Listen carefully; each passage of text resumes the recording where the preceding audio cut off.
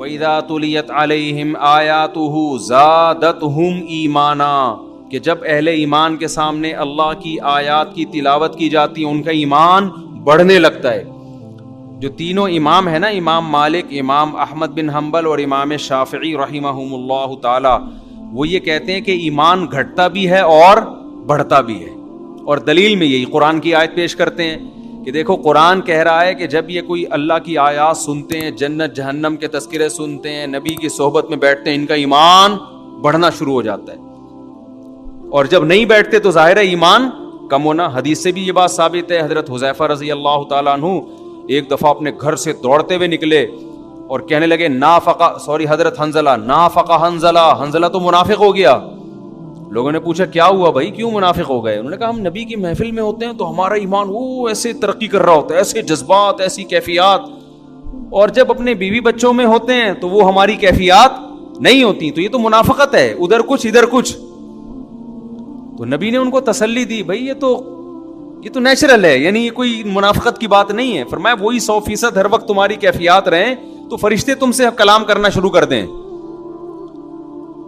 تو ان احادیث سے، ان آیات سے کیا استدلال کیا باقی ائمہ کرام نے کہ ایمان بڑھتا بھی ہے اور گھٹتا بھی ہے. امام ابو حنیفہ کی رائے یہ کہ نہ ایمان بڑھ سکتا ہے نہ گھٹ سکتا ہے. سمجھ رہے ہیں نا؟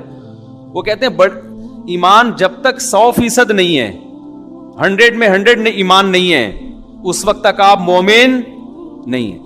1% کم ہو گیا تو کافر، کیونکہ شک پیدا ہو گیا نا. جو شک کرنے والا ہے وہ مومن نہیں ہوتا. آپ کو 100% یقین ہونا چاہیے جنت جہنم کا. تبھی تو ہے نا کوئی شخص آپ سے آ کے پوچھے کہ کیا واقعی محمد صلی اللہ علیہ وسلم اللہ کے آخری اور سچے نبی ہیں؟ آپ کہیں یار ہے تو، لیکن تھوڑا سا ڈاؤٹ ہے مجھے. تو یہ جملہ اگر آپ نے کہا تو آپ یہ کہتے ہی کیا ہو جاؤ گے؟ اسلام سے خارج. آپ کو یہ کہنا پڑے گا مجھے 100% چڑھتے سورج کی طرح یقین ہے کہ محمد صلی اللہ علیہ وسلم اللہ کے آخری نبی ہیں. اسی وجہ سے علماء نے یہ بھی مسئلہ بیان کیا، اور یہ بھی امام حنیفہ سے ہی منقول ہے، کہ اگر کسی نے نبوت کا دعویٰ کیا اور کوئی اس کے پاس تحقیق کے لیے چلا گیا کہ تو سچا نبی ہے یا نہیں، تو یہ جانے والا بھی کافر ہو جائے گا، اس لیے کہ اس کو ختم نبوت میں شک پیدا ہو گیا. تبھی تو تحقیق کر رہا ہے کہ نبی نے ایک آخری نبی ہونا اتنی متواتر دلائل سے ثابت ہے کہ اب اس میں تحقیق کا راستہ ہی اللہ نے بند کر دیا. کوئی بھی کہے نا نبی ہے، بھائی جھوٹ بول رہا ہے، بس کتنے معجزے دکھا دے. تو ختم نبوت، نبی کی نبوت، جنت جہنم، ان پر 100% ایمان کا ہونا ضروری ہے. اور آپ کو پتا ہے جو 100% ہوتی ہے وہ 101 نہیں ہو سکتی. 100% کا مطلب 100 میں 100، تو اس سے اوپر کوئی درجہ ہی نہیں ہے. یہ جو ہم کہتے ہیں نا 200%، یہ تو مبالغتاً مجازاً کہہ رہے ہوتے ہیں، ورنہ 100% سے اوپر کوئی درجہ ہے ہی نہیں. جب ہے ہی نہیں تو وہ بڑھ کیسے سکتا ہے؟ نہیں یاری بات میرا خیال ہے سمجھ کہ بھئی ایک لمٹ ہے نا. اس لیے ان کی نظر میں صحابہ کا ایمان، تابعین کا ایمان، نبی کا ایمان، عام امتی کا ایمان کوانٹٹی کے لحاظ سے ایک ہی ہے اس کا. یہ سب 100% اللہ پہ یقین رکھتے ہیں. 100% کم ہوگا تو کافر، اور زیادہ کا امکان ہے ہی نہیں، کیونکہ یقین جب 100% ہو گیا تو اب کیا اس میں؟ بھائی مجھے آپ کے بارے میں یقین ہے 100% کہ آپ میرے سامنے بیٹھے ہیں، اب اس میں کوئی اضافہ ہو سکتا ہے کیا؟ نہیں ہو سکتا. کوئی قسمیں اٹھا کے کہے باقی بیٹھے ہوئے، کہیں بھائی میں دیکھ رہا ہوں بیٹھے ہوئے، اب آپ قسمیں اٹھانے سے میرا ایمان نہیں بڑھے گا. تو وہ کہتے ہیں جو قرآن میں آتا ہے نا زادتہم ایمانا، ایمان والے جب ہماری آیتیں سنتے ہیں تو ان کا ایمان بڑھتا ہے. یہاں ایمان کوانٹٹی کے حساب سے بھی نہیں بلکہ کوالٹی کے حساب سے، کیفیات بڑھتی ہیں. کیفیات بڑھنے کو اللہ نے مجازن کس سے تعبیر کیا ہے؟ ایمان بڑھنے سے. کیفیات بڑھتی ہیں. وہ کیفیات یہی ہیں کہ آپ کو جب کوئی خبر ملتی ہے وہ کیفیات نہیں بنتی، لیکن جب اس خبر کو اپنی آنکھوں سے دیکھتے ہو تو آپ کی کیفیات چینج ہو. آپ کو پتا چلا کہ فلاں جگہ پہ ڈاکو نے ایک بندے کو قتل کیا ہے اور وہ جس کو مارا ہے وہ ایسے تڑپ رہا ہے، پورا منظر کھینچ دے، وہ خوف نہیں پیدا ہوگا، حالانکہ 100% یقین ہے کہ صحیح کہہ رہا ہے. لیکن اگر آپ کے سامنے کیا ہو اور آپ اس بندے کو تڑپتا ہوا دیکھ رہے ہو تو پھر آپ کی کیفیات الگ ہوتی ہیں. تو صحابہ کہتے ہیں ہم جب پیغمبر کی محفل میں بیٹھتے تھے تو ہمیں ایسا لگتا تھا جنت جہنم کو اپنی آنکھوں سے دیکھ رہے ہیں. الگ کیفیات ہوتی تھی. گھر گئے، بیوی بچوں میں مشغول ہو گئے تو وہ کیفیات کیا ہو جاتی تھیں؟ چینج.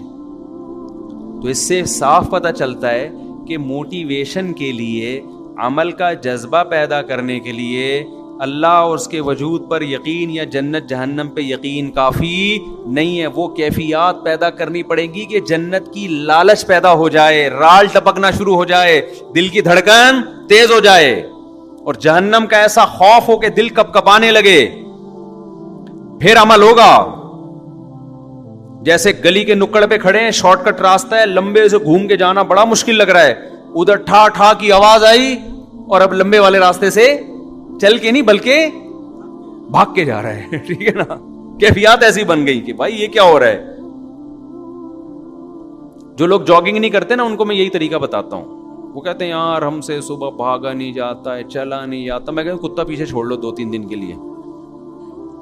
2-3 دن کے لیے کیا چھوڑ لو، کتے سے آگے بھاگو، کتا پن دکھاؤ کتے کے آگے تھوڑے سا نا.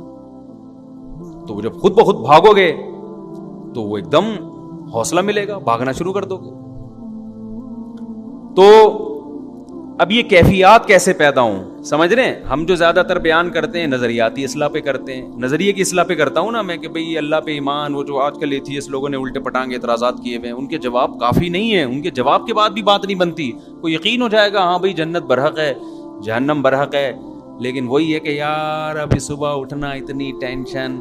ہو سکتا ہے ہم جنت میں ویسے ہی چلے جائیں، جیسے ہو سکتا ہے گٹر کا ڈھکن کھلا ہوا ہے، ہو سکتا ہے میں نہ گروں. ضروری تھوڑی ہے کہ میں گروں وہیں پہ. کیا خیال ہے میں ٹاپ کے چلا جاؤں گا؟ گریں گے تو دیکھیں گے. بعض لوگ ایسے بھی کہہ رہے ہوتے ہیں. ایک آدمی کو میں نے کہا بھائی آپ پیشاب میں احتیاط نہیں کرتے چھینٹوں ان چیزوں سے، یا آپ کو جو ہے نا تو عذاب قبر ہے. اس نے کہا یار قبر آئے گی تو دیکھیں گے یار، ہو سکتا ہے بخش دے اللہ تعالیٰ. ابھی دیکھا نہیں ہے نا عذاب قبر، اس لیے کیا کہہ رہا ہے یار ہو سکتا ہے اللہ کوئی نیکی کام آ جائے، اللہ بخش دے. لیکن اگر کوئی عذاب قبر دیکھ لے نا تو پھر یہ کیفیات نہیں ہوں گی. پھر تو وہ ایسا ہو جائے گا کہ اس کو خوف کم کرنا پڑے گا اس کا کہ بھائی اللہ سے امیدیں. تبھی تو دیکھو نبی صلی اللہ علیہ وسلم سے بہت ساری حدیثیں امیدوں کی منقول ہیں.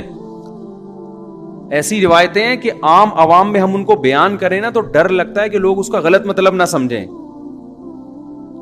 مثال کے طور پر ایک حدیث میں آتا ہے رسول اللہ صلی اللہ علیہ وسلم نے صحابہ سے فرمایا اگر تم سب لوگ گناہ بالکل چھوڑ دو، کبھی کسی سے گناہ ہو ہی نہیں، کوئی غلطی نہیں ہوتی کسی سے، اللہ تمہیں ختم کر دے گا، مار دے گا ایسی قوم کو. اللہ ایسی قوم پیدا کرے گا جس سے گناہ ہو، پھر وہ اللہ سے توبہ کرے. اللہ کو توبہ پسند ہے. صحیح حدیث ہے. اب اگر صرف آپ اتنی حدیث پبلک کے سامنے بیان کر دیں تو اس سے تو لوگوں کو گناہ پہ جرت ہوگی کہ نہیں ہوگی؟ لوگ کہیں گے یار ہم خام میں بچ رہے ہیں، بلا وجہ گناہ کر لیں گے پھر توبہ کر لیں گے، کیونکہ اللہ کو گناہ سے بچنے والے بالکل بھی پسند. کیا خیال ہے؟ اللہ تو کہہ رہا ہے گناہ سے بالکل بچو گے تو میں تو مار کے ختم کر دوں گا، ایسے لوگ مجھے چاہیے ہی نہیں. بھائی بات یہ کہ یہ جن کو خطاب کیا جا رہا ہے نا ان کے دلوں میں آگ کا اتنا خوف پیدا ہو گیا تھا، اتنی جہنم کی آگ کا ڈر کہ حضرت عمر رضی اللہ تعالیٰ عنہ کے تو رو رو کے یہاں نالیاں بن گئی تھی اللہ کے خوف سے. یہ لوگ آپ کے سامنے بیٹھے تھے، اتنا خوف کا غلبہ تھا حضرت عمر میں. وہ کہتے تھے کہ قیامت کے دن اللہ مجھے جنت نہ دے، بس میرے گناہ معاف کر دے میری نیکیوں کے بدلے، تو بس مجھے یہ بھی قبول ہے، مجھے ڈر ہے کہ میں پکڑا نہ جاؤں کہیں. حضرت ابو بکر پہ ایسا خوف کا غلبہ، گھاس کا تنکا اٹھا کے کہتے کاش میں گھاس کا تنکا ہوتا، میں مٹی ہوتا، انسان نہ بنتا تاکہ حساب نہ ہوتا. ایسا ان کے دماغوں پہ ایک حساب کتاب کا خوف مسلط تھا.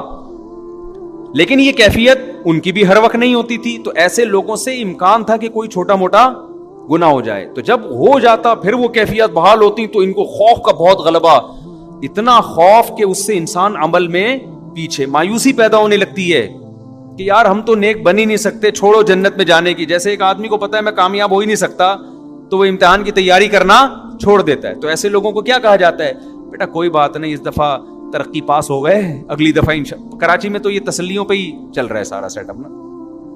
بیٹا کوئی بات نہیں، اس دفعہ نمبروں سے رہ گئے. اب ایک پڑھنے والا قابل بچہ ہے، آپ کو پتا ہے محنت کر رہا ہے، سی اے کے پیپر دے رہا ہے، سی اے کے پیپر فرسٹ پہلی دفعہ میں نہیں ہوتا، اس میں فیل ہوتے ہوتے ہی انسان پہنچتا ہے. تو پہلا پیپر دیا، اس میں نمبر کم آ گئے، 2 نمبروں سے رہ گیا. تو باپ عقل مند ہوگا کیا کہے گا؟ کوئی بات نہیں بیٹا. شروع میں نہیں کہے گا کہ بیٹا فیل ہو جانا کوئی بات نہیں, اگلے میں محنت. شروع میں تو کہے گا بیٹا پاس ہونا ہے تو نے. اب دیکھ لیا بیٹا محنت کر رہا ہے پھر بھی فیل ہو گیا, تو باپ عقل مند کیا کہے گا؟ کوئی بات نہیں بیٹا, یہ تو سی اے کا پیپر ہے, اس میں تو پہلی دفعہ اگر کوئی پاس ہو جائے تو ایب نارمل ہونے کی علامت ہے یہ. صحیح ہے نا؟ ہاں, اس کا مطلب اس کا دنیا میں پڑھائی کے علاوہ کوئی کام ہی نہیں ہے. جو نارمل لوگ ہوتے ہیں نا وہ فیل ہو کے آگے جاتے ہیں. میں بتا دوں آپ کو, میں جب میٹرک میں آتا نا, میٹرک تک ہم لوگ بڑے اچھے نمبر آتے تھے. میرے بھائی نے کہا یہ پاس ہونے کا شوق صرف میٹرک تک ہی ہوتا ہے, فرسٹ ایئر سیکنڈ ایئر سے بندہ فیل ہونا شروع. واقعی پھر الحمدللہ اللہ نے بڑا نوازا. فرسٹ ایئر میں 2-3 پیپر مشکل تھے, ہم نے چھوڑ دیا کہ سیکنڈ ایئر میں دیں گے, اس کو اکٹھے دے دیں گے. تو اور ذہین لوگ مشکل سے ہی پاس ہوتے ہیں, یہ بھی میں آپ کو بتا دوں. ان کا دماغ ادھر ادھر چلتا بہت ہے. لڑکیاں جو پڑھائی میں اتنی آگے ہیں نا, یہ ذہین ہونے کی علامت نہیں ہے. یہ ان کی فکر کیا ہوتی ہے, وہ محدود ہوتی ہے نا. ان کو پڑھائی ہے تو پڑھائی. آدمی کے پاس تو اتنے مسئلے ہیں, وہ چھوڑو بھی کیا کیا مسئلے آپ لوگ کے, وہ تو گھومتا رہتا ہے اس کا دماغ. وہ اگر خود پڑھ رہا ہوگا اور کوئی اس کی کلاس فیلو شوق سے پڑھ رہی ہوگی تو اس کو وہ پڑھتی بھی زیادہ اچھی لگ رہی ہوگی کتاب کی نسبت. سبحان اللہ, اصل تو یہ ہے. ٹھیک ہے نا, اس کا دماغ ایک جگہ ٹکتا نہیں ہے, پھر سوچتا ہے, پھر وہ سیاسی حالات اور پھر بہت سارے آدمی کے دماغ میں نا چیزیں بھری ہوئی ہوتی ہیں. پڑھائی میں نمبر لانے والے 2 قسم کے لوگ ہوتے ہیں, یا تو بہت محنتی ذہین یا بہت بے وقوف. یا تو بہت ہی محنتی ہو نا وہ بھی چلے جاتے ہیں, یا میں نے پڑھائی بہت بے وقوف لوگوں کو دیکھا کہ نمبر اچھے آ رہے ہوتے ہیں رٹے لگا کے. درمیانی طبقہ تو تھوڑا سا اس میں دماغ ہونا, وہ پھر بہت مشکل سے پڑھائی, وہ ٹکتا ہی نہیں ایک جگہ. وہ پھر کبھی وہ بیٹھتا ہے تو کہتا ہے یار ڈاکٹر کی میڈیکل کالج میں پڑھتا ہوں تو ٹھیک ہے تو تیاری کرتا ہوں. پھر کہتے ہیں میڈیکل کالج جب تھوڑا مشکل لگتا ہے, کہہ رہے انجینئر بن جاؤ نا, میڈیکل کالج کی کیا ضرورت ہے. اگلے دن وہ کہتا ہے چلو انجینئرنگ پڑھتا ہوں. پھر کہتے ہیں انجینئرنگ چھوڑو, بزنس میں دیکھو کتنا پیسہ ہے یار. اگلے دن یہ ہمارے یہاں لڑکے بیٹھے ہوئے پلان بنا رہے ہوتے ہیں, پھر وہ بزنس کی طرف آئے گا. پھر کہتے ہیں ان سب چھوڑو, 4 شادیاں کرو, رزق خود بخود آئے گا. مفتی صاحب کا بیان ہے, آخر میں یہاں کے اینڈ ہوتا ہے. ٹھیک ہے نا, کہ یار شادیاں کرو, بچے پیدا کرو, اللہ کہتا ہے شادیاں کرو, رزق خود بخود چھپڑ پھاڑ کے آئے گا. تو یار پھر وہ کسی کام کا رہا ہی نہیں, تو دماغ اس کا گھومتا ہے. تو میں کیا بات کر رہا تھا, کہاں سے کہاں اتنی باتیں منتشر ہو رہی ہیں. نہیں وہ تو چل رہا تھا, یہ مثالیں یہاں کہاں سے آئیں. میں یہ عرض کر رہا تھا کہ 2 جذبے ہوتے ہیں نا انسان میں جو اس کو موٹیویٹ کرتے ہیں. نہیں یہ مثالیں یہاں کہاں سے آنا شروع ہو گئیں. ہاں میں عرض کر رہا تھا کہ دیکھو نبی صلی اللہ علیہ وسلم نے کن صحابہ کو یہ حدیث بتائی. میں سی اے کی مثال دے رہا تھا کہ یار ایک پیپر رہ گیا تو باپ کیا کہتا ہے کہ بیٹا یہ تو سب کے رہ ہی جاتا ہے, یہ تو سب کا رہتا ہے, کوئی بات نہیں اگلے میں ٹرائی کر لینا. تو صحابہ کی حالت یہ تھی کہ وہ گناہ کو, حضرت عبداللہ بن عباس کہتے ہیں ہم نبی کے دور میں کوئی کسی سے گناہ ہو جاتا نا تو ہمیں ایسا لگتا تھا جیسے کوئی پہاڑ ہے ہمارے اوپر گرنے والا ہے, ایسا اللہ کا خوف ہوتا تھا. اب خود دیکھو نا, ایک صحابی سے زنا ہوا, نبی سے آ کے کہہ رہے ہیں کہ مجھے رجم کریں, پتھر مار کے ہلاک کریں. نبی نے ان کو نکال دیا اپنی محفل سے کہ جاؤ, بتا دیا گویا بزبان حال کہ توبہ کرو بس اللہ سے. تسلی نہیں ہو رہی, دوبارہ آئے, یا رسول اللہ آپ مجھ پہ حد جاری کریں. عورت بھی ایسا کر رہی ہے, عورت کا دل تو بہت کمزور ہوتا ہے, وہ تو پتھر مارنا اس کے لیے مشکل ہے. وہ یہ منظر نہیں دیکھ سکتی کہ لوگ کسی کو پتھر مار رہے ہوں, اور وہ نبی کے پاس صحابی آ رہی ہیں, یا رسول اللہ مجھ سے زنا ہو گیا, آپ مجھ کو رجم کریں. نبی نے ان کو بھیج دیا واپس, جاؤ, یعنی اشارہ کر دیا کہ بھئی اللہ سے توبہ کرو. دوبارہ آئیں, چوتھی بار آئیں تو نبی نے کہا کہ تمہیں حمل ہے, واپس چلی جاؤ.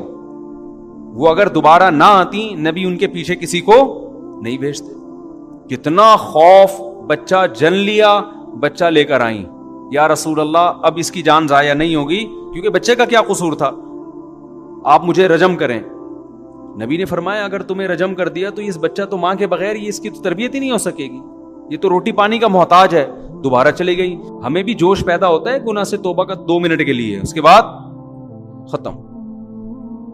کتنا ڈیلے کیا نبی نے ان کو کہ یہ واپس نہ آئیں. وہ واپس آئیں, بچے کے ہاتھ میں روٹی کا ٹکڑا کہ یہ خود کھاتا ہے. اب پھر ان کو رجم کیا. جنازہ پڑھایا نبی نے. حضرت عمر نے عرض کیا یا رسول اللہ ایک عورت نے زنا کیا, آپ جنازہ پڑھا رہے ہیں؟ تو نبی نے فرمایا لقد تابت توبۃ لو قسمت بین 70 من اہل المدینہ لوسعتهم. اے عمر اس نے ایسی پیاری توبہ کی ہے کہ اگر مدینہ کے 70 کبیرہ مرتکب گناہ گاروں میں اس کو ڈیوائیڈ کیا جائے نا تو ہر ایک کی بخشش کے لیے کافی ہو جائے. 70 آدمیوں کی توبہ اس ایک نے کی ہے, اکیلی نے. تو ایسے خاندانی لوگ تھے, گناہ شیطان نے کرا دیا. ان کو یہ کہا جا رہا ہے, امیدیں دلائی جا رہی ہیں, اتنے مایوس نہ ہو, کوئی بات نہیں, ہو گیا, گڑ گڑاؤ اللہ کے سامنے. یہ گڑ گڑانا بھی اللہ کو پسند ہے, اور اتنا پسند ہے کہ اگر سارے ہی نیک بن جائے نا, ایسے صوفیوں کو اللہ ختم کر دے گا. اللہ کہے گا معافی مانگنے والے کہاں گئے بھائی. تو یہ ان کے بارے میں, ہمارے بارے میں قطعاً نہیں ہے کہ ہم کہیں یار اچھا ہوا ہم بھی گناہ کر رہے ہیں. بھائی ہم تو, وہ ہماری کیفیات ہی نہیں بن رہی گناہ کر کے, وہ ہمیں خوف ہی پیدا نہیں ہو رہا. تو میں جلدی سے اصل بات کی طرف آتا ہوں کہ بھائی صرف ایمان کافی نہیں ہے, وہ کیفیات بنانا ضروری ہے. تبھی تو قرآن کہتا ہے اذا تلیت علیہم آیاتہ, ایمان والے وہ ہیں جب ان کے سامنے ہماری آیات تلاوت کی جاتی ہیں, وجلت قلوبہم, ان کے دل دہل جاتے ہیں. وَإِذَا سَمِعُوا مَا أُنزِلَ إِلَى الرَّسُولِ, جب یہ اس کلام کو سنتے ہیں جو رسول پہ نازل ہوا. تَرَىٰ أَعْيُنَهُمْ تَفِيضُ مِنَ الدَّمِ, اے نبی آپ دیکھتے ہیں ان کی آنکھوں سے آنسو بہنا شروع ہو جاتے ہیں. یہ وہ کیفیات تھیں جو صحابہ کی بنتی تھیں. آج ہمارے دل کیا ہو گئے؟ خشک, سخت ہو گئے. قرآن کہتے ہیں نا فَوَيْلٌ لِّلْقَاسِيَةِ قُلُوبُهُمْ, جن کے دل سخت ہو گئے, نصیحت کی بات ان کے دل پہ اثر نہیں کر رہی. اچھا دیکھو, قرآن بار بار دل کا ذکر کر رہا ہے, دماغ کا ذکر نہیں کر رہا. حالانکہ بات جاتی کہاں ہے؟ پہلے دماغ میں جاتی ہے, لیکن قرآن تذکرہ کس کا کر رہا ہے؟ دل کا. وجہ اس کی ہے کہ دماغ میں جب جذبات بنتے ہیں نا تو فوراً اثرات کہاں آتے ہیں؟ دل پہ آتے ہیں. آپ کی بیوی آپ سے کہے نا مجھے آپ سے محبت ہے, آپ کو اگر بیوی سے عشق ہوگا ایک دم آپ کے دل کی دھڑکن, کوئی اجنبی لڑکی آپ سے اگر کہے کہ مجھے آپ سے بہت محبت ہے, کسی کنوارے چھڑے چھاٹ سے کہے, دل ایک دم کنٹرول سے باہر ہو جائے گا نا, یوں یوں یوں جا رہا ہے, اس کو قابو میں رکھنا مشکل ہو جائے گا, اٹیک نہ ہو جائے, اچھل اچھل کے آئے گا. تو اثر دماغ پہ ہو رہا ہے یا دل پہ ہو رہا ہے؟ دل پہ ہو رہا ہے, دل ہلے گا اس کا. لیکن بیوی صبح سے شام بولتی رہے کہ مجھے آپ سے محبت ہے, آدمی کہتا ہے کوئی تیرے اس کے علاوہ کوئی کام نہیں ہے. وجہ کیا ہے؟ وہ جذبات کیا ہو گئے؟ ختم. تو دماغ تو ہلے گا, دل پہ اتنا سا بھی اثر نہیں ہو, اور اگر ہوگا بھی تو الٹا ہوگا, یعنی الٹا اثر. جیسے کوئی خاتون شادی سے پہلے کہہ دیتی نا آئی ہیٹ یو, تو وہ والا اثر ہوگا, اس میں دل ہلتا نا, یہ والا ہلنا شروع ہو جائے گا, اس طرح کا دل ہلتا ہے. تو ہاں, تو قرآن کیا کہہ رہا ہے؟ قرآن ساری کیفیات کس کی ذکر کر رہا ہے؟ دل کی. وجہ کیا ہے؟ یہ بتانے کے لیے کہ صرف ایمان کافی نہیں ہے, عمل کے لیے کس کا بننا ضروری ہے؟ دل. دل کی دھڑکنیں, دل کی دھڑکنوں میں ایمان پیدا ہو جائے, دل کی دھڑکنوں سے پتا چلے کہ مومن ہے. اب سوال وہی میں جلدی سے جواب دے دیتا ہوں, بہت سوال کر لیے کہ یہ کیفیات پیدا کرنا ضروری ہے, یہ نہیں تو پتا چل گیا نا. یہ صحابہ کرام میں یہ کیفیات تھیں, تبھی میدان جنگ میں تلواریں چل رہی ہیں. اور ایک صحابی نے منت مانی تھی, اللہ دوبارہ جنگ ہوئی تو دیکھ میں کیا کرتا ہوں. جب دیکھا جنگ چھڑ رہی ہے, یہ کھجور کھا رہے تھے, انہوں نے کہا چلو کھجور ختم کر کے جنگ میں جاتا ہوں. لیکن کہا کہ جنت قریب کھڑی ہوئی ہے بھائی, جنت میرے سامنے, اللہ کی قسم یہ کھجور کھانے کا زمانہ بہت طویل ہے, اتنی دیر میں جنت, نہ ابھی جاؤں گا. اور لڑے اور اللہ کی راہ میں شہید ہو گئے. اور ہماری جو جنت پہ کیفیات بنتی ہیں, جنت پہ بیان سن لیا, یہ نہریں, یہ حوریں, تھوڑا سا خیال آتا ہے اچھا ٹرائی کر کے دیکھتے ہیں, تو ایک دن بمشکل اٹھے گا جیسے قبر سے مردے کو اکھاڑا جا رہا ہے, فجر میں آ کے کھڑا ہو جائے گا فجر میں. بس اس کے بعد پھر 6 مہینے تک مارکیٹ سے شارٹ, ورنہ تو یہ بھی نہیں ہوگا. تو دم میں آگ لگانے کے لیے علماء کہتے ہیں 2 کام کر لیں. آپ سمجھتے ہو کیا کر لیں؟ 2 کام. ایک استحضار, جس چیز کو انسان بار بار سوچتا ہے نا, وہ آپ کے لاشعور کا حصہ بننا شروع. वही मिसाल देता हूँ, आप खड़े हों और वही गटर खुला हुआ है, लोग कह रहे हैं नहीं जाओ, आप वहाँ खड़े होकर थोड़ी देर सोचें, बेटा जरा सोच ले, अगर गया और पाँव अंदर आया तो थोड़ा सा कोई यूट्यूब पे वीडियो लगा के गटर में गिरते हुए लोगों की देख ले। तू देख नहीं सकता, सोच थोड़ी देर। जब बहुत ज्यादा सोचेंगे ना, आहिस्ता आहिस्ता आपकी वो कैफियत बनना शुरू, आपके दिल में खौफ पैदा होना शुरू। आप माशाल्लाह 130 किलो के हो गए, गोल हो गए, अब आप लंबाई चौड़ाई आपकी क्या हो गई, बराबर। मिठाई के लड्डू आपके सामने, रसगुल्ले पड़े हुए हैं। किसी ने कहा ये रसगुल्ले, दूसरे ने कहा भाई तू अपना मोटापा देख, शुगर हो सकती है, ब्लड प्रेशर हो सकता है। आपने कहा बे यार वो देखा जाएगा, अभी तो खाओ। लेकिन खाने से पहले इस्तेहजार करें आप, 2-4 अपने पुराने दोस्तों को अस्पतालों में देखें जाके, या तसव्वुर करें यार उस दिन फलां का इंतकाल हुआ था, ऐसे यूं पड़ा हुआ था, है भाई है? तख्ते पे ऐसे ही होगा ना, ऐसे तख्ते पे पड़ा हुआ था, अच्छा भला हट्टा कट्टा था, उस दिन फलां को ब्रेन हैमरेज हुआ था, अब वो था, अब है बोलो, उसका जनाजा उतार रहे थे हम कब्र में। जब ये सोचना शुरू करेंगे ना, तो वो लड्डू में आपको वो लड्डू जहर लगना शुरू हो जाएंगे, आपको उसमें सांप के फन नजर आएंगे। समझ रहे हो कि नहीं समझ रहे? सांप के फन नजर आएंगे उसके अंदर। अगर जितना सोचोगे उतना वो जहर लगेगा आपको, उतना जहर लगेगा। तो मरीजों का जब इंसान सोचता है ना, बे वो भी उनके साथ ये हो गया, उनके साथ, जब सोचता ही नहीं है तो फिर फोड़ता चला जाएगा। यकीन तो है कि ऐसा होगा, लेकिन इस्तेहजार नहीं है, इसको कहते हैं इस्तेहजार। इस्तेहजार का मतलब हाजिर करना किसी चीज को, दिमाग में लाएं उसको। तो उलमा कहते हैं 24 घंटे में एक टाइम निकाल के ना सोचा करें, एक दिन फट्टे पे लेटा हुआऊंगा मैं, मौत का यकीन सबको है, इस्तेहजार नहीं है। सबको पता है मरेंगे, कोई आपको आके कहते मरेंगे तो तू कौन सी कोई नई मालूमात दे रहा है, पता है मरेंगे, क्या करूं मैं मरेंगे तो, चल आज फिल्म देखने चलते हैं। लेकिन अगर थोड़ी देर खोपड़ी इस्तेमाल करना, बेटा इसका मतलब पता है क्या है मरेंगे का, थोड़ी देर सोच लें। एक दिन फट्टे पे लेटा हुआ हूँ। हमारे हजरत से जब हम बैत होने गए ना, तो हजरत से बैत हो गए हम, हजरत ने वादे किए नमाज पढ़ेंगे, ये करेंगे। हजरत ने एक अमल बताया, फरमाया रोजाना 5 मिनट किसी भी टाइम पे ये सोचना है कि एक दिन मैं फट्टे पे लेटा हुआ हूँगा और मुझे गुसल दिया जा रहा हो। दाएं करवट लिटाओ जी, मुफ्ती तारिक मसूद साहब। उस वक्त हम मुफ्ती भी मशहूर नहीं थे। तारिक साहब को दाएं तरफ लिटाओ, इधर से पानी बहाओ। डर लग रहा है कि नहीं लग रहा? इसलिए नहीं लग रहा कि मैं लेटा हुआ हूं आप लेटोगे पता, अभी मुझे लग रहा है, आपको थोड़ी लगेगा। आप भी इतने होशियार हो, मेरे बारे में सोच रहे हो कि फट्टे पे, मैं आपको इसलिए मैं अपनी मिसाल दे रहा हूं कि अपने बारे में सोचो। समझ रहे हो? आप भी ना, शैतान कहता है अच्छा ये भी लेटे हुए एक दिन फट्टे पे, तो आप यहां लेटे हुए नहीं होगे फट्टे पे। तो सोचो अपने बारे में, किसी का नाम सईद है, किसी का नाम वसीम है, वो सोचे वसीम तू एक दिन कहां होगा। खुदा की कसम ये इतनी बड़ी हकीकत है ना, दुनिया में अल्ताफ भाई कराची आ सकते हैं, तरफ मुकदमा चल सकता है, लेकिन ऐसा हो नहीं सकता। ये पाकिस्तान में महंगाई खत्म हो सकती है, कश्मीर आजाद हो सकता है, ये सब मुमकिन है। ऐसा हो नहीं सकता कि आप फट्टे पे ना लेटें। समझ रहे? और ये भी खुशकिस्मत हो गए कि फट्टा मिलेगा, वरना धमाके में उड़ गए तो फट्टा भी नहीं मिलेगा आपको। समझ रहे हो कि नहीं समझ रहे? यहां तो ये भी इम्कान होता है कि फट्टे से भी गए। खबर भी आजकल चंद लोगों को ही मिल रही है। तो ये इस्तेहजार जब करोगे ना रोजाना बैठकर, बेटा कुछ भी रोजाना ना, सोने से पहले मैं मना कर रहा हूं ये इस्तेहजार का। आजकल लोगों के दिल कमजोर हैं, वो फिर फट्टे पे ही ना लेटे हैं कहीं जाके, इतना मुसल्लत कर लेते हैं कि वो रात उनकी।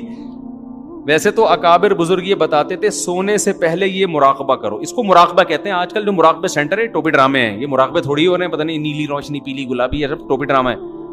मुराकबे का मतलब ये होता है कि आप ये इस्तेहजार करो, बेटा बहुत जल्द फट्टे पे तू लेटने वाला है। ये सारा मंजर सोचा करें कि फिर मेरे कपड़े उतारे जाएंगे, एक चादर डाली जाएगी, इधर से जी गुसल दे रहे हैं, इधर से लिटा रहे हैं, यूं कर रहे हैं, इस्तिंजा करा रहे हैं, और मैं पड़ा हुआ कुबे यारो मददगार, कुछ भी नहीं हरकत होगी। वो अमेरिका जाने के प्लान, वो प्रॉपर्टी, बहरिया टाउन में इतने प्लॉट और ऐसा बंगला और 4 शादियां, सब कहाँ गई? کھڈے میں گئی. اور یہ جو میرے پلان تھے سی اے کا 1 سیمسٹر باقی رہ گیا ہے, اس کے بعد نوٹ چھاپیں گے, یا چھاپ لیے ہیں تو اب گھر خریدیں گے, یا خرید لیا ہے تب اس میں رہیں گے. کہیں نہ کہیں اسٹاپ پہ بریک لگ کے آدمی کہاں چلا جاتا ہے؟ پھٹے پہ چلا جاتا ہے. بہت سے لوگ تو ہم نے دیکھے پوری زندگی انہوں نے پلان بنایا, ہماری زندگی خواہش ہے اپنا گھر بہت بڑا ہو, لیکن وہ خواہش پوری ہونے کا جب ٹائم آیا تو ان کے پھٹے کا ٹائم آ چکا تھا. مولانا عباد الرحمان صاحب بڑا پیارا بیان کر رہے تھے نا تبلیغ میں, مجھے بڑا مزہ آیا ان کے بیان میں. وہ بیان میں کہہ رہے تھے بھی کراچی اجتماع میں کہ لوگ تبلیغ میں وقت نہیں لگاتے, کہتے ہیں پہلے سیٹ ہو جائیں پھر ہم تبلیغ میں نکلیں گے. پہلے سیٹ کا مطلب لوگوں کا یہ ہوتا ہے کہ جی اب ہم ابھی یہ کریں گے کہ ابھی ہم شادی کریں گے, پھر ہمارے بچے ہوں گے, پھر ان کے وہ ایجوکیشن ہے, پھر تعلیم ہے, پھر یہ کیا, پھر یہ کیا. اس کے بعد جناب جب بالکل تمام کاموں سے فارغ ہو گئے, بالکل جب سیٹ ہو گئے نا ہر کام میں, پھر چلہ لگائیں. انہوں نے بڑی پیاری مثال دی, کہتے ہیں یہ جو سیٹ ہوتا ہے نا یہ قبر میں جا کے ہوتا ہے, اس سے پہلے کوئی سیٹ, کیونکہ اتنے مسائل ہیں, ایک مسئلہ ختم نہیں ہوتا. آپ کیا سمجھتے ہو بچے ہو گئے, پہلا مسئلہ یہاں سے شروع ہوتا ہے بالغ آدمی کا کہ جاب مل جائے, جاب ملتی ہے تو مسئلے ختم تھوڑی ہوتے ہیں, نئے مسئلے شروع. اب یار رشتہ تلاش کرو, پہلے تو جاب ہی نہیں تھی, کوئی دیتا نہیں تھا رشتہ, اب رشتہ مل گیا, اگلا مسئلہ بچہ کیوں نہیں ہو رہا بھائی, اولاد ہو جائے. اب اولاد ہو گئی تو پھر اس کی بیماریاں, خسرہ نکل آیا بچے کو, یہ ہوتا ہے کہ نہیں, کبھی بچی کو خسرہ, کوئی چکن پاکس, یہ بیماری وہ بیماری, اتنے مسئلے. پھر وہ بچہ بڑا ہوتا ہے, اس کے اسکول کی فیسیں ہوتے ہوتے پھر اس کی شادی, پھر یہ انسان کا بچہ نہیں بن رہا, ٹھیک ہے نا, پیدا ہوا تھا تو انسان کا لگ رہا تھا, ابھی کچھ اور مخلوق لگ رہا ہے حرکتوں سے. تو انہوں نے بتایا کہ یہ سارے مسئلے ہوتے, انہی مسئلوں میں انسان ایک دن پھٹے پہ آتا ہے. غسل کفن کے بعد قبر میں اس کو لٹا کے سیٹ کر رہے ہوتے ہیں, ٹھیک ہے نا, کہ جی یوں کر کے ذرا لٹاؤ قبلے کی طرف. جب لٹا کے پھر اس کا منہ کھول کے کہتے ہیں اب سیٹ ہے, کہتے ہیں کہ نہیں کہتے, تو اب جا کے سیٹ ہوا ہے, لیکن اب کسی کام کا ہے نہیں, نہ یہ سہروزے پہ جا سکتا ہے, نہ یہ چلہ لگا. تو انہی مسائل کے اندر ہی سب کچھ کرنا ہے. سمجھ رہے کہ نہیں سمجھ رہے؟ مجھے لوگ کہتے تھے کہ پہلے آپ اپنا گھر بناؤ. جب میں دوسری خواتین نہ بیٹھی ہوئی ہوں, یار کیا کریں, اب مثالوں سے یہی مثال سب سے بہترین ہوتی ہے سمجھانے کے لیے نا. میں جب دوسری کر رہا تھا نا, ذرا آرام سے بول رہے, میں جب دوسری کر رہا تھا تو لوگ مجھے کہہ رہے تھے پہلے سیٹ تو ہو جاؤ. کیا ہو جاؤ؟ بلکہ پہلی میں بھی لوگ کہہ رہے تھے پہلے سیٹ تو, ہماری 4,000 اس وقت 2,000 میں میری تنخواہ تھی, 4,000 میں کون کرتا ہے شادی, پہلے سیٹ ہو جاؤ. میرے دوست احباب اب تک سیٹنگ میں لگے ہوئے ہیں, 30 سال ہو گئے شادیاں نہیں کی انہوں نے. میں کہتا تھا سارے کام اکٹھے ہی ہوں گے, شادی بھی اکٹھی, سیٹنگ بھی, ہم اپنے جو مالی لحاظ سے سیٹل ہونے کی بھی کوشش, بچے بھی ساتھ ساتھ ہی ہوتے رہیں. لوگ کیا کرتے ہیں, شادی ہو گئی بچے نہیں ہوں, پہلے ہماری آمدن اتنی ہو جائے. نہیں بھائی, یہ سب چیزیں کیا ہیں ساتھ. پھر ہم نے کہا اب دوسری کر لیتے ہیں. تو مجھے یاد ہے ایک ہمارے خاندان کی خاتون آئی, انہوں نے کہا اپنا گھر تو بنا لو, پیسے بچا کے بیٹا اپنا گھر بنا لو پہلے, پھر کرتے رہنا. ہم نے کہا سارے کام کیا ہوں گے ساتھ ساتھ ہی, تو ہوتے رہے سارے کام, بچے بھی ہو ہی رہے نا. اگر میں یہ سوچ کے بیٹھ جاتا پہلے سیٹ, تو جب ہم, وہی ہے نا کہ جب بادام تھے, جب دانت تھے تو کھانے کے لیے بادام نہیں تھے, جب بادام کا انتظام ہوا تو منہ میں کھانے کے لیے دانت ہی نہیں. کتنے لوگ ہیں جو بیچارے سیٹ ہوتے ہوتے اب ان میں جذبے ہی ختم ہو گئے, ان کو سمجھایا جائے کہ اب کل لوگ کہہ رہے شوق ہی نہیں رہا. تو سارے مسئلے, ہر دین بھی لوگ پتہ ہے کیا کرتے ہیں, یار ہم نا ابھی, میں نے لوگوں کو اکثر نوجوانوں کو میں کہتا ہوں, یار تم سے اگر گناہ نہیں چھوٹ رہا نا, کوئی عادت پڑ گئی, لت پڑ گئی, تم تبلیغ میں 4 مہینے کے لیے نکل جاؤ. اس کا فائدہ یہ ہوگا 4 مہینے تک تم یہ گناہ نہیں کرو گے, عادت چھوٹ جائے گی. پتہ ہے کیا کہتے ہیں, وہ کہتے ہیں اچھا پھر ایسا ہے کہ پہلے ہم یوں کر لیں, پھر یوں کر لیں, پھر یہ کام ہو جائے, پھر یہ کام ہو جائے, پھر یوں ہو جائے, اور اس دوران جی بھر کے گناہ کر لیں, اس کے بعد ہم جائیں گے. میں کہتا ہوں کبھی بھی نہیں جاؤ گے, قیامت آ جائے گی نہیں جاؤ. جاتا وہی ہے جو چلا جاتا ہے, سمجھ رہے ہیں نا, جاتا وہی ہے جو چلا جاتا ہے, جو نہیں گیا نہیں گیا. انگلش میں نا ہی وینٹ, ایسا وینٹ کہ وینٹ ہی وینٹ. کسی نے کراچی والے بندے سے پوچھا کہ وہ گیا, ایسا گیا کہ گیا ہی گیا, اس کا انگلش میں ترجمہ کرو. اس نے کہا ہی وینٹ, ایسا وینٹ کہ وینٹ ہی وینٹ. تو کیا ہے, وہ کیفیات پیدا کرنا ضروری. وہ استحضار سے, تو روزانہ 5 منٹ نکال کے موت کا تصور کرنا ہے. بار بار یہ دنیا مسافر خانہ ہے، رہنے کی جگہ بولو نہیں ہے، سب مٹی ہے بھائی، مریں گے، پھٹے پہ لیٹے ہوئے ہوں گے تھوڑے دنوں میں. پھر بتاؤ اگر برے اعمال کیے ہوں گے تو آگے قبر کا حال کیا ہوگا؟ پھر حضرت عمر رضی اللہ تعالیٰ عنہ کا جب شہادت ہوئی نا تو انہوں نے کہا کہ مجھے جلدی دفنانا، اس لیے کہ اگر میں برا ہوا تو ایک بوجھ اپنے سر سے اتارو گے، اچھا ہوا تو مجھے میرے انجام تک جلدی پہنچاؤ. آگے قبر میں تو مومن کے لیے جنت کے باغات میں سے باغ ہے، وہ مومن چاہتا ہے جلدی پہنچوں میں اپنے منزل کی طرف. فروح و ریحان و جنت نعیم. تصور کریں موت کا وقت ہوگا، اللہ کہتے ہیں برے لوگوں کی روح نکالتے ہیں سخت فرشتے اور نیک لوگوں کی روح اچھے فرشتے نکالتے ہیں. یہ تو میں نے واقعات بھی سنا ہے نا کچھ لوگوں کے اپنے موت کے وقت کے مشاہدات ہیں، میں نے تو بیان میں بتایا تھا، ابھی نہیں دوبارہ بتاؤں گا، لمبی بات ہو جائے گی. ہم نے شہداء کے خون کی خوشبو اللہ کی قسم اپنی ناک سے سونگھی ہے، اپنی ناک سے سونگھی، اور ہمارے بہت سارے ساتھیوں نے سونگھی ہے، میں اکیلا نہیں ہوں. تو کتنی موٹیویشن ملتی ہے یار، ایک یہ انجام بھی ہے. اور اگر خدا نہ خواستہ زنا کرتے ہوئے موت آ گئی، چوری کرتے ہوئے بھی لوگ مرتے ہیں کہ نہیں مرتے؟ ہم ایک دفعہ کہیں ماڑی پور سے آ رہے تو ایک کھمبے پہ چور چپکا ہوا ہے، بجلی کا کوئلہ بنا ہوا ہے. وہ صبح کے وقت نا یہ جو تاریں ہوتی ہیں نا کاٹنے کے لیے کہیں گیا اور چپک گیا. کتنی بری موت ہے یار، اس کے ایسے کے خون سے خوشبو آئے گی؟ بولو نا. تو انجام بھائی اچھا انجام کون نہیں چاہتا کہ میرا انجام اچھا ہو؟ آگے قبر ہے ہزاروں سال، تو یہ بار بار بار بار سوچنا ہے. اس سے کیا ہوگا؟ ایمان کے ساتھ ساتھ کیفیات بننا شروع. جب بہت زیادہ سوچے گا نا یہ، تو آہستہ آہستہ نماز میں دل لگنا شروع. یا جانا کدھر ہے؟ ہم نے اللہ کے پاس جانا ہے، تو پہلے سے آگے کھڑے ہو جاؤ، پہلے سے دوستی لگا لو اللہ سے، مزہ آئے گا نماز میں. دوسرا کام کیا؟ یہ بہت لمبا ٹاپک ہے، اس کو میں کبھی کسی اور وقت اور ڈیٹیل سے بیان کروں گا کیا کیا کرنا چاہیے. دوسرا کام جو کرنے کا ہے وہ ہے تذکرہ. جس چیز کا تذکرہ زیادہ کرتا ہے نا انسان، اس کی کیفیات بننا شروع. آپ ہر وقت لڑکیوں کی باتیں کرنا شروع کرو، آپ ایک نمبر کے ٹھرکی ہو جاؤ گے. حقیقت ہے، آپ کالج میں دیکھ لو، یونیورسٹیوں میں دیکھ لو، لڑکے جو لڑکیوں کی باتیں ہر وقت کرتے رہتے ہیں نا، وہ لڑکیاں وہ دیکھ کیسی لگ رہی ہے، وہ دیکھ کیسی لگ رہی ہے، وہ کیا بن جاتے ہیں بالآخر؟ وہ ٹھرکی آٹو پہ ہو جاتے ہیں. وہ بڑھاپے میں بھی ویسے کے ویسے ہی رہتے ہیں. وہ حقیقت ہے یہ. اور جو اپنی پڑھائی میں دلچسپی لیتے ہیں، یہ تبصرے زیادہ نہیں کر رہے ہوتے، وہ انسان کے بچے بنے رہتے ہیں. یہ انسان کی عادت ہے، جس چیز کا تذکرہ کرتا ہے تو وہ کیفیات اس کی بننا شروع. تو آپ اللہ کا ذکر زیادہ کرو گے، جنت جہنم کا تذکرہ زیادہ کرو گے، موت کا تذکرہ زیادہ کرو گے. حدیث میں آتا ہے اکثروا من ذکر ہادم اللذات الموت. وہ چیز جو لذتوں کو فنا کرنے والی ہے نا، موت، اس کا تذکرہ زیادہ کرو. حضرت عمر نے جو مہر بنائی تھی نا، اسٹیمپ، انگوٹھی، اس پہ کیا لکھا ہوا تھا؟ کفا بالموت واعظا. موت نصیحت کے لیے کافی. جہاں بھی اسٹیمپ لگاتے اس پہ یہ لکھا ہوا تھا. حضرت عمر نے اپنی نصیحت کے لیے یہ کیا ہوا تھا. حالانکہ ان کو کیا ضرورت تھی نصیحت کی بھائی، وہ تو اللہ کے خوف سے رو رو کے نالیاں بن گئی. لیکن اپنے آپ کو موٹیویٹ کرنے کے لیے نا ہر وقت دیکھ عمر، ایک دن تو دنیا سے جائے گا. جہاں بھی وہ تو خلیفہ تھے نا، جگہ جگہ تحریریں لکھ کے اسٹیمپ لگانی پڑتی تھی. جب اسٹیمپ لگاتے موت لکھا ہوا تھا سامنے، کفا بالموت واعظا، کفا بالموت واعظا. اور ہم نے آج اپنی زبانوں سے سوچنا تو دور کی بات، موت کا تذکرہ کرنا بھی ختم. جہاں بیٹھو موبائل کی باتیں، جہاں بیٹھو لڑکیوں کی باتیں، جہاں بیٹھو ایکٹروں کی باتیں، فلموں کی باتیں، میچز کی باتیں، سیاست کی باتیں. ابے وہ ایسا ہو گیا، ابے وہ اسٹیبلشمنٹ نے یہ کر دیا، ابے اس نے یہ کر دیا، ابے تبے. سارا دن گھر میں جاؤ تو آلو کباب انڈے پراٹھوں کی باتیں. بیگم کی بات شروع ہوتی، انڈے لینے بھیجا تھا، لائے، وہ آپ کو لے کر آ گیا، نہیں لے کر آ گیا، تنخواہ کے.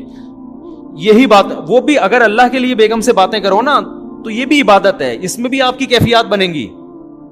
ایک خاتون نے بتایا کہ میرا میاں اتنا نیک آدمی ہے، تعریف کر رہی تھی اپنے میاں کی، کوئی غلط الزام نہیں لگایا. یہ اس خاتون کے ایک نمبر ہونے کی دلیل، کہہ رہی اتنے نیک کہ ہر وقت اللہ اللہ ہی کرتے رہتے ہیں، گھر بیٹھ مجھ سے بات ہی نہیں کرتے، گھر میں آئیں گے صبح و شام اللہ کا ذکر.